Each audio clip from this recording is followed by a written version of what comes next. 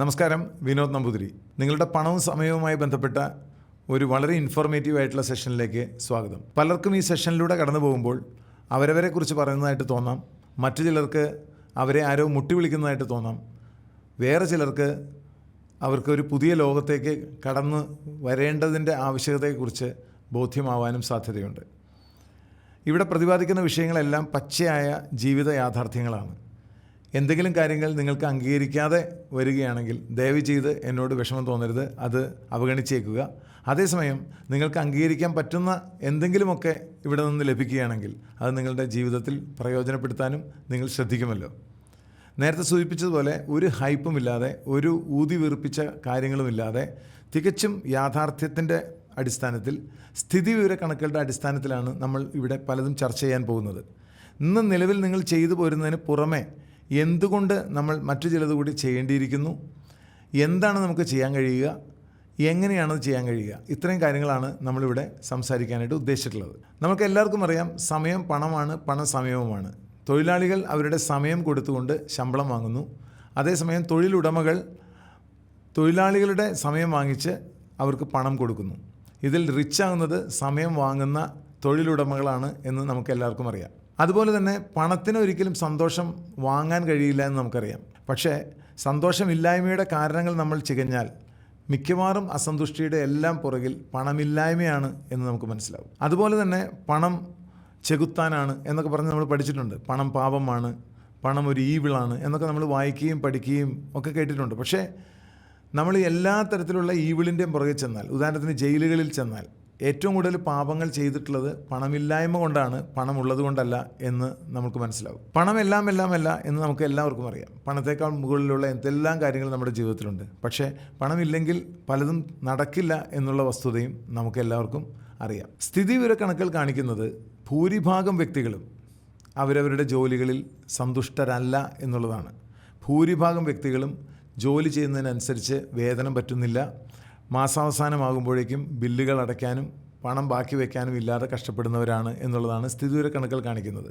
ജോലിക്കാരുടെ അവസ്ഥ മാത്രമല്ല, ഭൂരിഭാഗം ആളുകൾക്കും അവരവരുടെ ഇഷ്ടത്തിനനുസരിച്ചുള്ള ഒരു ഹോബിയിൽ ഏർപ്പെടാനോ അല്ലെങ്കിൽ വീട്ടുകാരോടൊപ്പം സമയം ചെലവഴിക്കാനോ ഒന്നും സമയം കിട്ടാത്തവരാണ്. വളരെ കുറച്ച് സമയം മാത്രമേ അവർക്ക് ബാക്കി ഉണ്ടാവാറുള്ളൂ. വളരെ കുറച്ച് പണം മാത്രമേ സേവ് ചെയ്യാനായിട്ട് ബാക്കി ഉണ്ടാവാറുള്ളൂ.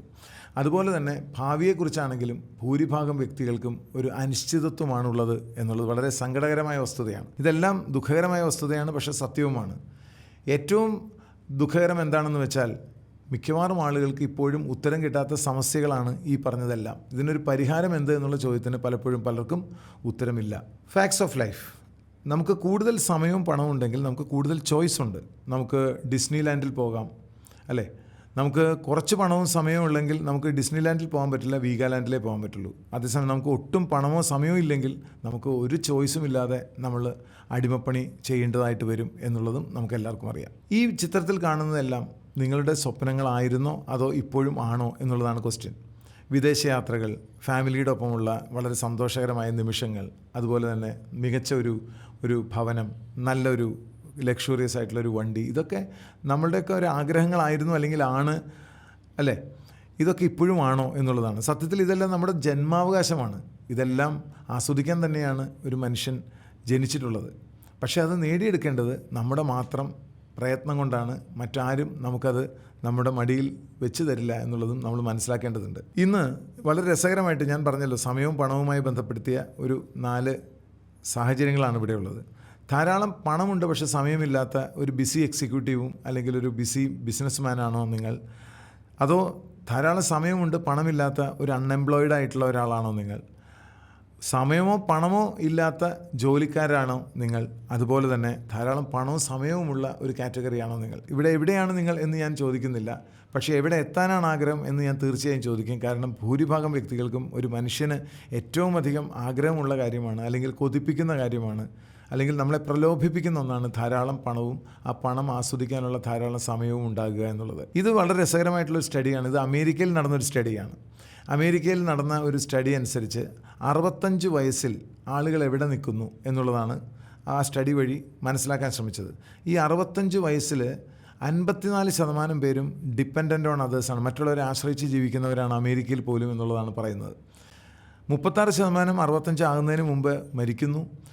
5% 65 വയസ്സിലും വർക്ക് ചെയ്തുകൊണ്ടിരിക്കുകയാണ്. സത്യം പറഞ്ഞാൽ ഈ മരിച്ചവരെക്കാൾ ബുദ്ധിമുട്ടുള്ള ഒരു സാഹചര്യമായിട്ടാണ് അത് അനുഭവപ്പെടുക, അല്ലേ? 4% സാമ്പത്തികമായിട്ട് ഇൻഡിപെൻഡൻ്റ് ആയിട്ടുള്ള ആളുകൾ. അതിൽ 1% മാത്രമാണ് നമ്മൾ നേരത്തെ പറഞ്ഞ പണവും സമയവും കരഗതമാക്കിയിട്ടുള്ള ആളുകൾ. അപ്പോൾ അമേരിക്കയിൽ പോലും 1% ആളുകൾക്ക് മാത്രമാണ് ഈ പണവും സമയവും ഉള്ളതെന്ന് മനസ്സിലാക്കുമ്പോൾ നമ്മുടെ പോലെ ഒരു രാജ്യത്ത് അല്ലെങ്കിൽ നമ്മുടെ പോലെ ഒരു സംസ്ഥാനത്ത് എത്ര ആളുകൾക്ക് ഇത് സാധിക്കും എന്നുള്ളത് ചോദ്യചിഹ്നമാണ്, അല്ലേ? ഈ പഠനം അതുകൊണ്ട് അവസാനിക്കുന്നില്ല. ഈ പഠനം പിന്നെയും മുന്നോട്ട് പോയി എങ്ങനെയാണ് ഈ 1% ആളുകൾക്ക് പണവും സമയവും കൈവന്നത് എന്ന് ഈ പഠനം ഫർദറായിട്ട് എക്സ്പ്ലോർ ചെയ്തപ്പോൾ മനസ്സിലായ ഒരു കാര്യം, ഈ 10,000 പേരിൽ 7,400 പേരും സ്വന്തം ബിസിനസ്സിലാണ് ഏർപ്പെട്ടിരുന്നത് എന്നുള്ളതാണ്. 1000 പേര് പ്രൊഫഷണൽസ് ഉണ്ടായിരുന്നു, 1000 പേര് CEO-മാരുണ്ടായിരുന്നു. പിന്നെ വന്ന ഒരു 600ഓളം ആളുകൾ അവർ മറ്റു പല കാര്യങ്ങളിലും, ഉദാഹരണത്തിന് ഒരാൾ ധാരാളം വെറുതെ നടക്കുകയായിരുന്നു, ഇഷ്ടംപോലെ സമയമുണ്ട്, അയാളൊരു ധനികൻ്റെ മകളെ വിവാഹം കഴിച്ചു. ഇപ്പോൾ അയാൾക്ക് ധാരാളം സമയമുണ്ട്, ധാരാളം പണമുണ്ട്, പക്ഷേ ഇത് എത്ര പേർക്ക് കോപ്പി ചെയ്യാൻ പറ്റും? അതുകൊണ്ടാണ് അതേഴ്സ് എന്ന് പറയുന്നത്. അത് മറ്റുള്ളവർക്ക് കോപ്പി ചെയ്യാൻ പറ്റില്ല. എക്സെപ്ഷൻസ് ആർ നോട്ട് എക്സാമ്പിൾസ്, അല്ലേ? ഒറ്റപ്പെട്ട കാര്യങ്ങളെ നമുക്ക് ഉദാഹരിക്കാൻ പറ്റില്ല എന്ന് പറഞ്ഞത് തന്നെയാണ്. അപ്പോൾ ഇവിടെ നമുക്ക് മനസ്സിലാക്കാവുന്ന ഒരു കാര്യം, ഏറ്റവും കൂടുതൽ ആളുകൾ, അതായത് പണവും സമയവും നിങ്ങൾക്ക് സ്വന്തമാക്കണം എന്ന ആഗ്രഹമുണ്ടെങ്കിൽ ഏറ്റവും വലിയ സാധ്യത കിടക്കുന്നത് സ്വന്തം ബിസിനസ് ചെയ്തുകൊണ്ട് തന്നെയാണ് എന്നുള്ളതാണ് മനസ്സിലാക്കേണ്ടത്. മാത്രമല്ല, ഒരിക്കലും ഒരു ജോലിക്കാരൻ ഒരു കോടീശ്വരനാവുക എന്നുള്ളത് ആൾമോസ്റ്റ് ഇമ്പോസിബിളാണ്. എന്തുകൊണ്ടാണത്? ഒരു എംപ്ലോയി വളരെ കഠിനാധ്വാനം ചെയ്യുന്ന ആളാണ്. അദ്ദേഹം കഠിനാധ്വാനം ചെയ്ത് ഏറ്റവും അധികം ടാക്സ് പേ ചെയ്യുന്ന ആൾ എംപ്ലോയിയാണ്. സത്യത്തിൽ അദ്ദേഹത്തിൻ്റെ കയ്യിൽ വരുമാനം വരുന്നതിന് മുമ്പ് തന്നെ ഗവൺമെൻറ് ടാക്സ് എടുത്തിട്ടുണ്ടാവും. അദ്ദേഹത്തിൻ്റെ 30 ദിവസവും അല്ലെങ്കിൽ 31 ദിവസമുള്ളൊരു മാസം മുഴുവൻ അദ്ദേഹത്തിൻ്റെ എംപ്ലോയർ അദ്ദേഹത്തിൻ്റെ ജ്യൂസ് എടുത്തിട്ടുണ്ടാവും. ബാക്കി വരുന്ന പണം അദ്ദേഹത്തിന് EMI വഴി അടയ്ക്കാനായിട്ട് ബാങ്കും എടുത്തുകൊണ്ട് പോകും. ചുരുക്കത്തിൽ പറഞ്ഞാൽ അദ്ദേഹം വർക്ക് ചെയ്യുന്നത് അദ്ദേഹത്തിനോ അദ്ദേഹത്തിൻ്റെ കുടുംബത്തിനോ വേണ്ടിയല്ല, ഗവൺമെൻറ്റിനും ജോലി ഉടമയ്ക്കും ബാങ്കിനും വേണ്ടിയാണ് എന്ന് പറയേണ്ടി വരും. ഈ 3 പേർക്കും വേണ്ടിയാണ് ഒരാൾ വർക്ക് ചെയ്യുന്നതെങ്കിൽ അയാൾ കോടീശ്വരനാവാനുള്ള സാധ്യത ഇത്രയധികം ടാക്സ് പേ ചെയ്തിട്ട് ഉണ്ടാകാനുള്ള സാധ്യത വളരെ വളരെ കുറവാണ്. അപ്പം മറ്റൊരു പ്രധാനപ്പെട്ട ഒരു വിഷയമാണിത്. എന്തുകൊണ്ട് പണക്കാർ പിന്നെയും പണക്കാരാകുമ്പോൾ പാവപ്പെട്ടവർ അങ്ങനെ തന്നെ തുടരുന്നു, അല്ലെങ്കിൽ മിഡിൽ ക്ലാസ്സുകാരും എന്തെങ്കിലും ഒരു പ്രശ്നം വരുമ്പോൾ എങ്ങനെ പിന്നീട് പാവപ്പെട്ടവരായി മാറുന്നു, അവർ മുകളിലേക്ക് പോകുന്നില്ല? അതിന് ഒരു കാരണമായിട്ട് റോബർട്ട് കിയോസാക്കി പറയുന്നത്, അദ്ദേഹത്തിൻ്റെ പ്രശസ്തമായിട്ട് റിച്ച് ഡാഡ് പൂർ ഡാഡ് എന്ന് പറയുന്ന പുസ്തകത്തിൽ പറഞ്ഞിട്ടുള്ള ഇതാണ്. നമ്മൾ ക്യാഷ് ഫ്ലോ പരിഗണിക്കുകയാണെങ്കിൽ, പണത്തിൻ്റെ ഒഴുക്ക് പരിഗണിക്കുകയാണെങ്കിൽ, അതിനൊന്ന് നമ്മൾ ഡയഗ്രാം വരയ്ക്കുകയാണെങ്കിൽ എപ്പോഴും വരവ് ചെലവ് ബാധ്യത എന്ന് പറയുന്ന ഒരു ഡയഗ്രാമിലായിരിക്കും മിക്കവാറും പാവപ്പെട്ടവരും മിഡിൽ ക്ലാസ്സുകാരും പോകുന്നുണ്ടാവുക. വരവ് കൂടാൻ വേണ്ടി നമ്മൾ ശ്രമിക്കുന്നുണ്ട്, അതോടൊപ്പം തന്നെ ചിലവും കൂടും. ഉദാഹരണത്തിന് ആദ്യം സൈക്കിളാണെങ്കിൽ പിന്നീട് വരുമാനം കിട്ടുമ്പോൾ ബൈക്കിലേക്ക് വരും, ബൈക്ക് മാറി കാറാവും, കാറ് കഴിയുമ്പോൾ വീടാവും. ഇതെല്ലാം ലോണിലാണ് പോവുക. അതിന് പേഴ്സണൽ ലോണായി, ക്രെഡിറ്റ് കാർഡായി, അങ്ങനെ ഓരോ കാര്യങ്ങളിലേക്ക്. അപ്പോൾ വരവിനനുസരിച്ച് ചിലവുകൾ വർദ്ധിക്കുകയും അതനുസരിച്ച് ബാധ്യത വർദ്ധിക്കുകയും ചെയ്യുന്നു. ഈ ഒരു പ്രോസസ്സിൽ അസറ്റ്സ് ഉണ്ടാക്കാനായിട്ട് അദ്ദേഹത്തിന് പലപ്പോഴും പറ്റുന്നില്ല. അതാണ് പ്രശ്നം. അസറ്റ് എന്ന് ഞാൻ ഉദ്ദേശിച്ചത് വീടും വണ്ടിയല്ല, ഇൻകം ജനറേറ്റ് ചെയ്യുന്ന അസറ്റ്സാണ്. അപ്പോൾ പണം ഉണ്ടാക്കുന്ന അസറ്റ്സ് ഉണ്ടാക്കാൻ പലപ്പോഴും ഇദ്ദേഹത്തിന് പറ്റാറില്ല. അതേസമയം റിച്ച് ആയിട്ടുള്ള ആളുകളുടെ ക്യാഷ് ഫ്ലോ നോക്കി അവർക്കും വരവും ചിലവും ബാധ്യതയും എല്ലാം ഉണ്ട്. അവർ ലോണുകൾ എടുത്തിട്ടുണ്ടാവും. പക്ഷേ അവരെ ഈ കഴിഞ്ഞ മറ്റ് പൂറായിട്ടുള്ള മിഡിൽ ക്ലാസ് ആയിട്ടുള്ള ആളുകളിൽ നിന്ന് വ്യത്യസ്തമാക്കുന്ന അവരുടെ ഇൻകം ജനറേറ്റിംഗ് അസറ്റ്സ് ആണ്. അപ്പോൾ അസറ്റ്സിൽ നിന്ന് ഇൻകം ഉണ്ടാവും, ഇൻകം തിരിച്ച് റീഇൻവെസ്റ്റ് ചെയ്ത അസറ്റ് ഉണ്ടാവും, അസറ്റിൽ നിന്ന് പിന്നെയും ഇൻകം ഉണ്ടാവും.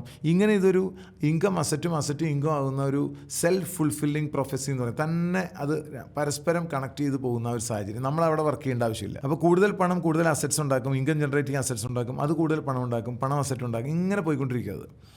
അതുകൊണ്ടാണ് റിച്ച് ബിക്കംസ് റിച്ചർ. ചുരുക്കത്തിൽ പണത്തിന് വേണ്ടി വർക്ക് ചെയ്യുന്നവരെല്ലാം പാവപ്പെട്ടവരായി തന്നെ തുടരും, പണം വർക്ക് ചെയ്യുന്ന ആളുകളെല്ലാം പണക്കാരായും തുടരും എന്നുള്ളതാണ്. ഇതിന് നമുക്ക് എന്താണ് ഒരു ഓപ്ഷൻ? പണക്കാരനാവാനുള്ള ഓപ്ഷൻ എന്താണ്? അപ്പോൾ സാധാരണ നമ്മുടെ മുമ്പിൽ വരുന്നത് ഒരു ഓവർ ടൈം വർക്ക് ചെയ്താലോ. ഓവർ ടൈം വർക്ക് ചെയ്യുക എന്ന് പറയുന്നത് ആകെ എത്ര മണിക്കൂർ കിട്ടും? 24 മണിക്കൂറേ ഉള്ളൂ. വലുതായിട്ടൊന്നും നേടാൻ കഴിയില്ല എന്ന് നമുക്ക് ആലോചിച്ചാൽ അറിയാം. പിന്നെയുള്ളത് റിയൽ എസ്റ്റേറ്റ്, സ്റ്റോക്ക് മാർക്കറ്റ് ഇൻവെസ്റ്റ്മെൻറ്റാണ്. ഹെവി ഇൻവെസ്റ്റ്മെൻറ്റ് ആവശ്യമുണ്ട്, റിസ്ക്കും വളരെ കൂടുതലാണ്. എത്രയോ കാലങ്ങളാണ് ചിലപ്പോൾ സ്റ്റോക്ക് മാർക്കറ്റൊക്കെ ഇടിഞ്ഞാൽ അവിടെ കിടക്കുക. എത്രയോ കാലങ്ങളാണ്, അല്ലേ? റിയൽ എസ്റ്റേറ്റും അതുപോലെ തന്നെ എത്രമാത്രം വോളറ്റൈലാണെന്ന് നമുക്കറിയാം. വിചാരിച്ച പോലെ റിട്ടേൺസ് കിട്ടുന്ന സ്ഥലങ്ങൾ വളരെ കുറവാണെന്ന് നമുക്ക് നന്നായിട്ടറിയാം. അപ്പോൾ മറ്റുള്ള ഓപ്ഷൻ എന്താണ്? പുസ്തകം എഴുതാം, പാട്ട് പാടാം, സിനിമകൾ പിടിക്കാം, സ്റ്റീവൻ സ്പിൽബർഗിനെ പോലെ. പക്ഷേ അതിനൊക്കെ ടാലൻ്റ് ആവശ്യമുണ്ട്, എല്ലാവർക്കും പറ്റില്ല. അങ്ങനെ ഒരിക്കൽ ചെയ്താൽ പിന്നെ പലതവണ അതിൻ്റെ വരുമാനം കിട്ടുന്നുള്ളത്, റോയൽറ്റി കിട്ടുന്നുള്ളതുകൊണ്ട് അതൊരു മെത്തേഡാണ്. പക്ഷേ അതിന് ടാലൻ്റ് ആവശ്യമുണ്ട്. ഇതൊന്നുമില്ലെങ്കിൽ ഒരു സാധാരണക്കാരന് കുറച്ച് ബുദ്ധിയും കുറച്ച് കാര്യങ്ങളും അറിയാമെങ്കിൽ അവർക്ക് ചെയ്യാവുന്ന ഏറ്റവും വലിയ കാര്യം be in your own business എന്നുള്ളതാണ്. സ്വന്തം ബിസിനസ്സിലാവുക, അതേ വഴിയുള്ളൂ. അല്ലാതെ റിച്ച് ആവാൻ മറ്റു ഒരു ഓപ്ഷനും നമ്മുടെ മുമ്പിലില്ല. അങ്ങനെ ബിസിനസ്സുകളെ പറ്റി നമ്മൾ പരിഗണിക്കുമ്പോൾ നമ്മുടെ മുമ്പിൽ 3 ബിസിനസ്സുകളാണുള്ളത്. ഒന്ന് കൺവെൻഷണൽ ബിസിനസ്, സാമ്പ്രദായികമായിട്ടുള്ള ബിസിനസ്. അതിൻ്റെ പ്രത്യേകത എന്താണ്? അതിന് ഹൈ ക്യാപിറ്റൽ വേണം, ഹൈ റിസ്ക്കുമുണ്ട്. പലപ്പോഴും ഒരു ബിസിനസ് തകർന്നാൽ പിന്നെ തിരിച്ചു വരിക എന്നുള്ളത് ഇമ്പോസിബിളാണ്. ചിലരുടെയൊക്കെ ലൈഫ് ടൈമിൽ ഒരു ബിസിനസ്സിനെ മാത്രമേ തകരാൻ പറ്റുള്ളൂ. അതിനുശേഷം പിന്നെ അദ്ദേഹത്തിന് ഒരിക്കലും മൂക്ക് വെള്ളത്തിന് മുകളിലേക്ക് വരില്ല. പലപ്പോഴും പല ബിസിനസ്സുകളും ചെയ്യുന്ന ആൾക്കാർ റിട്ടേൺ ഓൺ ഇൻവെസ്റ്റ്മെൻ്റ് അല്ല അവർ ചിന്തിക്കുന്നത്. അവരിപ്പോൾ റിട്ടേൺ ഓഫ് ഇൻവെസ്റ്റ്മെൻറ്റ് കിട്ടിയ ഭാഗ്യം എന്ന് പറഞ്ഞ് നടക്കുന്നവരാണ് പലരും, എനിക്കറിയാവുന്നവർ. അപ്പോൾ കൺവെൻഷണൽ ബിസിനസ്സിന് ഭയങ്കര റിസ്ക് ഉണ്ട്, അതിന് ഹൈ ക്യാപിറ്റൽ ആവശ്യമുണ്ട്. Land, labour, capital, experience, expertise ഒന്നും പറയേണ്ട ധാരാളം നൂലാമാലകളുണ്ട്. പിന്നെയുള്ളത് ഫ്രാഞ്ചൈസി ബിസിനസ്സാണ്. അത് തെളിയിക്കപ്പെട്ട ഒരു ബ്രാൻഡാണ്, ധാരാളം ആളുകൾക്ക് പരിചയമുണ്ടാവും, കാരണം പ്രശ്നമില്ല. പക്ഷേ അതിന് ക്യാപിറ്റൽ വളരെ ഹൈ ആണ്. മിനിമം കസ്റ്റമേഴ്സിനെ അത് ഇൻഷുർ ചെയ്യും. റിസ്ക് കുറവാണ്, പക്ഷേ ഹൈ ക്യാപിറ്റലാണ്. അപ്പോൾ ക്യാപിറ്റലും വേണ്ട, റിസ്ക്കും ഇല്ലാത്ത ഒരു സാഹചര്യം ഉണ്ടെങ്കിൽ, അങ്ങനെ ഒരു ബിസിനസ് ഉണ്ടെങ്കിൽ അതിൻ്റെ പേര് പീപ്പിൾ ഫ്രാഞ്ചൈസി ബിസിനസ് എന്നാണ്, അല്ലെങ്കിൽ നെറ്റ്വർക്ക് മാർക്കറ്റിംഗ് എന്നാണ്, അല്ലെങ്കിൽ മൾട്ടി ലെവൽ മാർക്കറ്റിംഗ് എന്നാണ്. ഈ 3 തരത്തിലാണ് ബിസിനസ്സുകളുള്ളത്. അപ്പോൾ എന്താണ് ഈ പീപ്പിൾ ഫ്രാഞ്ചൈസി ബിസിനസ്സിൻ്റെ പ്രത്യേകത? നമുക്ക് എത്ര തവണ വേണമെങ്കിലും പരാജയപ്പെട്ടാലും നമുക്ക് തിരിച്ചു വരാമെന്നുള്ളതാണ്. കാരണം ഇവിടെ സ്കൂളോ കോളേജോ യൂണിവേഴ്സിറ്റിയോ പോലെ നിങ്ങളാരും തോൽപ്പിക്കുന്നില്ല. നിങ്ങളൊരു ബിസിനസ്സിൽ എന്ന പോലെ ഒന്നും ഇൻവെസ്റ്റ് ചെയ്യുന്നില്ല. നിങ്ങളൊരു ജോലിയിൽ എന്ന പോലെ ആരും ഇവിടെ പിരിച്ചുവിടാനുമില്ല. അപ്പോൾ അങ്ങനെ വരുമ്പോൾ എത്ര തവണ വേണമെങ്കിലും നമുക്ക് അറ്റംപ്റ്റ് ചെയ്യാം. എത്ര തവണ നമ്മൾ വിചാരിച്ച പോലെ വന്നില്ലെങ്കിലും എത്ര തവണ വീണാലും എഴുന്നേറ്റ് നിൽക്കാം എന്നുള്ളതാണ്. അപ്പോൾ പരാജയപ്പെട്ടവർക്ക് തിരിച്ചു വരാൻ, അല്ലെങ്കിൽ പരാജയപ്പെട്ടുകൊണ്ടിരുന്ന് തന്നെ തിരിച്ചു വരാനൊക്കെ പറ്റുന്ന ഏക സ്ഥലമാണ് നെറ്റ്വർക്ക് മാർക്കറ്റിംഗ്. ഇതിൻ്റെ പ്രത്യേകത എന്താണ്? People work with you, people don't work for you. നിങ്ങൾക്ക് വേണ്ടി കുറേ പേര് അൺപെയ്ഡായിട്ട് വർക്ക് ചെയ്യുമെന്ന് വിചാരിക്കരുത്. നമ്മളോടൊപ്പം ഒരുപാട് വ്യക്തികൾ ഒരേ ഡയറക്ഷനിൽ ഒരേ ആശയവും പേറി വർക്ക് ചെയ്യുന്നുണ്ടാവും എന്നുള്ളതാണ് നെറ്റ്വർക്കിൻ്റെ പ്രത്യേകത. എന്തുകൊണ്ടാണ് നെറ്റ്വർക്ക് മാർക്കറ്റിനെ നമ്മൾ പ്രോത്സാഹിപ്പിക്കണം എന്ന് പറയുന്നത്? ഇവിടെ ഇതിൻ്റെ പ്രിൻസിപ്പിൾ എന്താണ്?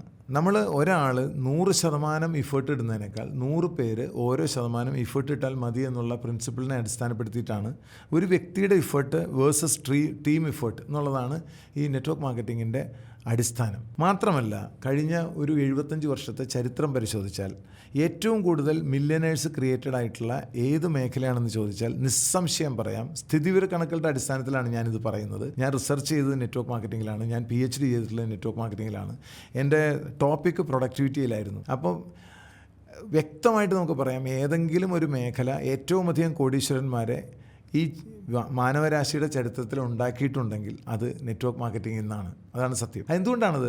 കാരണം ലോകവ്യാപകമായിട്ട് ആളുകൾക്ക് കടന്നു വരാനായിട്ട്, ഫ്രീ ആയിട്ട് കടന്നു വരാനും അറ്റംപ്റ്റ് ചെയ്യാനും അവർക്ക് വേണമെങ്കിൽ കോടികൾ ഉണ്ടാക്കാനും പറ്റുന്നൊരു സാഹചര്യമായതുകൊണ്ട് തന്നെ ഓരോ വർഷവും കൂടുതൽ ആളുകൾ ഈ മേഖലയിലേക്ക് കടന്നു വന്ന് കോടീശ്വരന്മാരായിക്കൊണ്ടിരിക്കുന്നു എന്നുള്ളതാണ് വാസ്തവം. ഇതിനോടൊപ്പം തന്നെ ചേർത്ത് വായിക്കാനായിട്ട് ഞാൻ 2 വ്യക്തികളെ പരിചയപ്പെടുത്താം. ഒന്ന് വാറൻ ബഫറ്റ്, മറ്റൊന്ന് റിച്ചാർഡ് ബ്രാൻസൺ. ഈ 2 പേരും ലോകപ്രശസ്തരാണ്.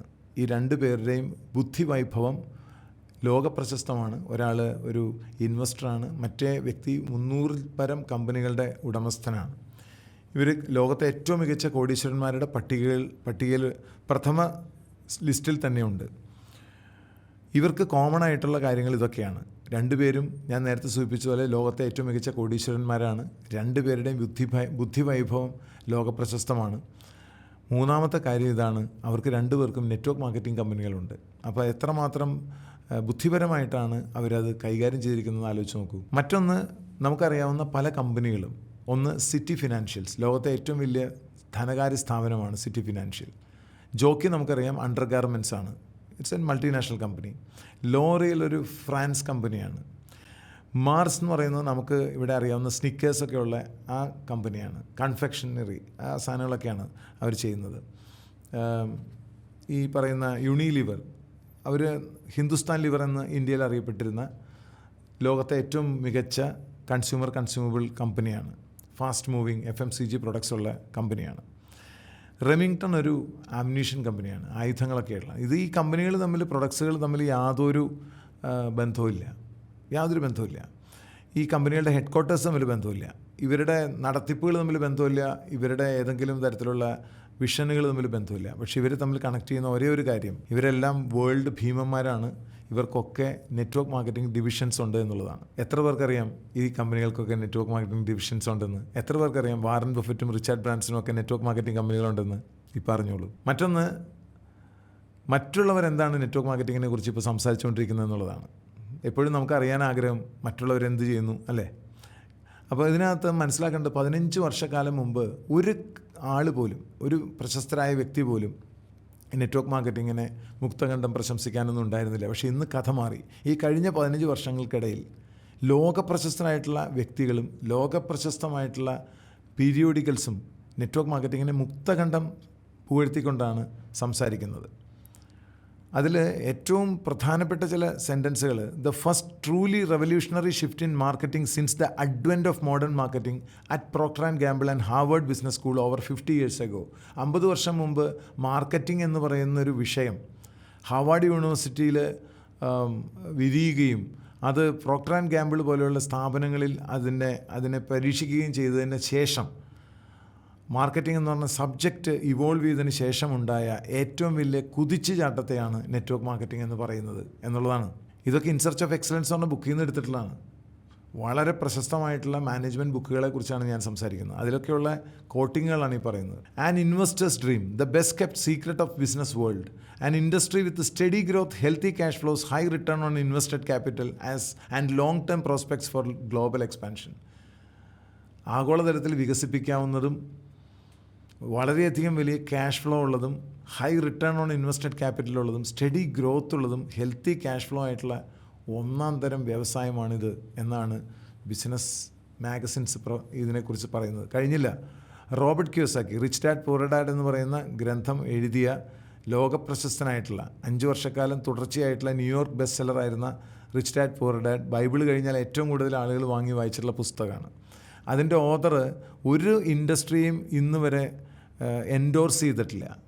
പക്ഷേ അദ്ദേഹം ആദ്യമായിട്ട് എൻഡോർസ് ചെയ്ത ഇൻഡസ്ട്രി നെറ്റ്വർക്ക് മാർക്കറ്റിംഗ് ആണ്. കഴിഞ്ഞില്ല, അദ്ദേഹം ഒരു പടി മുന്നോട്ട് പോയി. അദ്ദേഹത്തിൻ്റെ പുസ്തകത്തിൻ്റെ പേര് business of the 21st century എന്നാണ്. 21ാം നൂറ്റാണ്ടിൻ്റെ ബിസിനസ് എന്ന് വിശേഷിപ്പിക്കാവുന്ന ഒരു ബിസിനസ് ഉണ്ടെങ്കിൽ അത് നെറ്റ്വർക്ക് മാർക്കറ്റിംഗ് ആണെന്നാണ് അദ്ദേഹം പറയുന്നത്, with all reasons.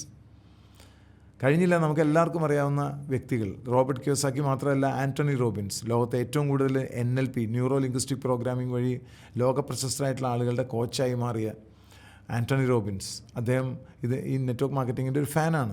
Donald Trump US പ്രസിഡൻ്റാണ്. അദ്ദേഹം റോബർട്ട് കിയോസാക്കിയുടെ ഒപ്പം ചേർന്ന് എഴുതിയൊരു പുസ്തകമുണ്ട്, why we want you to be rich, നിങ്ങൾ എന്തുകൊണ്ട് പണക്കാരാകണം എന്ന് പറഞ്ഞിട്ടുള്ളൊരു പുസ്തകമുണ്ട്. ആ പുസ്തകം നെറ്റ്വർക്ക് മാർക്കറ്റിങ്ങിനെ കുറിച്ച് എഴുതിയ പുസ്തകമല്ല. ആ പുസ്തകത്തിൽ ഇന്ത്യയെക്കുറിച്ച് ചൈനയെക്കുറിച്ച് ഒക്കെ വളരെ വിശദമായി സംസാരിക്കുന്നുണ്ട്. എങ്ങനെ, ഏത് മൈൻഡ് സെറ്റാണ് വേണ്ടത്, ഒന്നുമില്ലായ്മയിൽ നിന്ന് എങ്ങനെ ഒരു കോടീശ്വരനാവാം, എങ്ങനെ, ഇതൊക്കെ വളരെ ഇമ്പോർട്ടൻ്റ് ആയിട്ട് വളരെ 2 പേരും കൂടി എഴുതിയ പുസ്തകമാണ്.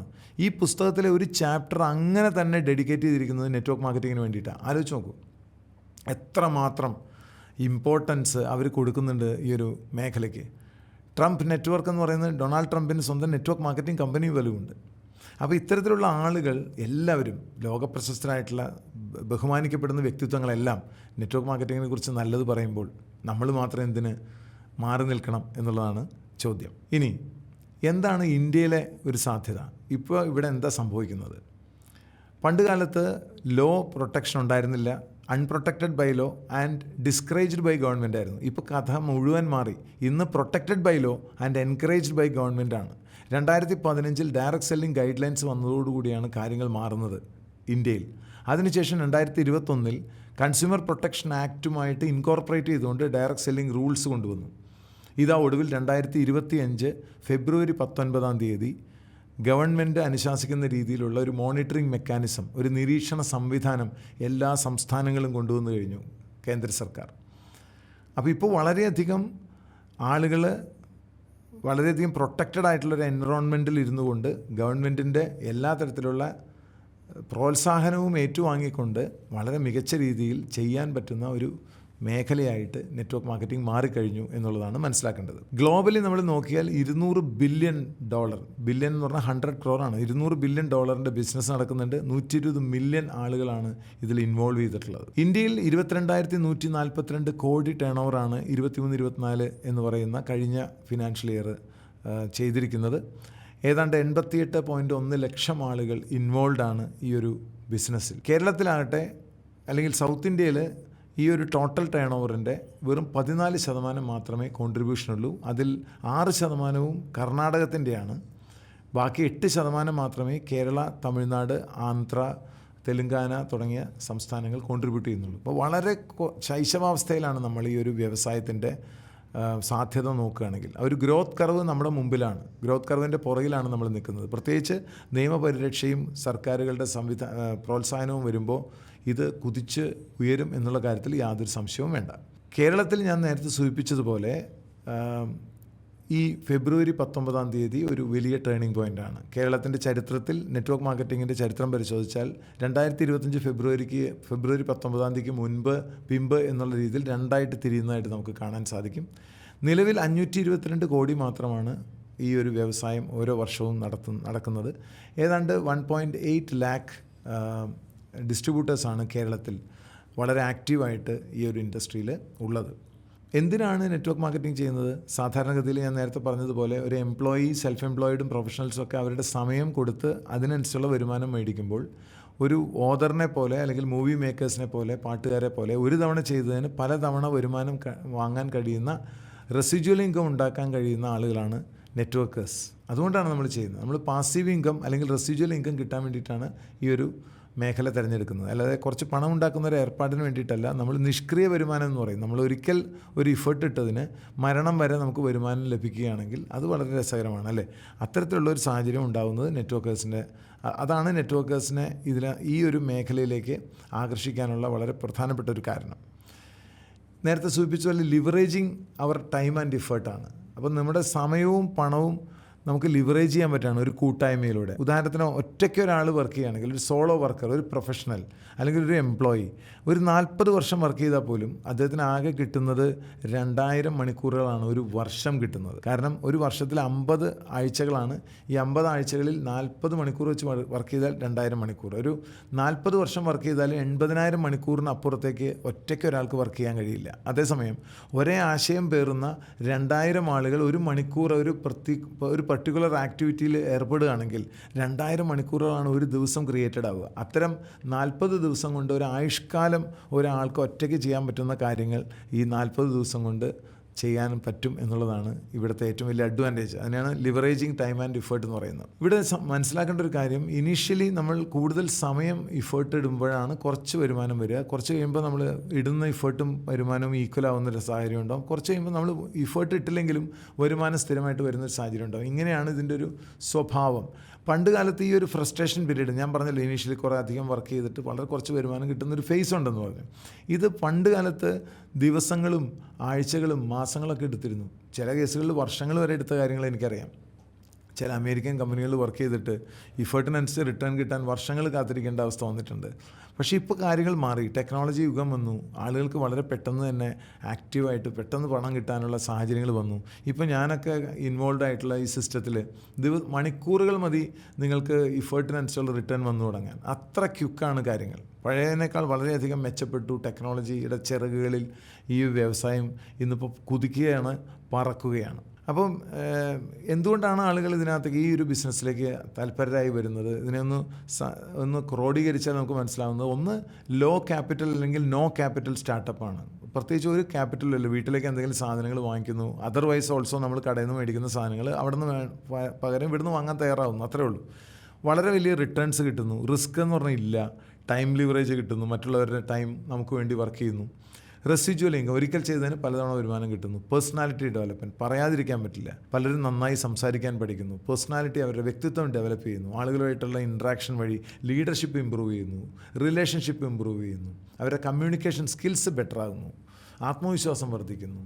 സ്ത്രീ ശാക്തീകരണം സംഭവിക്കുന്നു. സംരംഭകത്വത്തിന് പ്രോത്സാഹനം കിട്ടുന്നു. എന്ന് പറയേണ്ട, അങ്ങനെ കിടക്കുകയാണ്.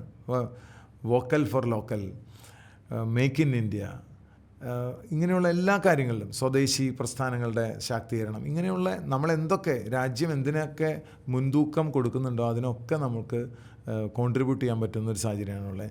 GSTയിലുള്ള കോൺട്രിബ്യൂഷൻ, പിന്നെ പെർ ക്യാപിറ്റലിലേക്കുള്ള contribution, sales tax, service tax, income tax തുടങ്ങിയതിലേക്കുള്ള കോൺട്രിബ്യൂഷൻ, അങ്ങനെ പറഞ്ഞാൽ ഒടുങ്ങാത്ത നിരവധി അഡ്വാൻറ്റേജസ് ആണ് ഈ ഒരു ബിസിനസ്സിൽ ഉള്ളത്.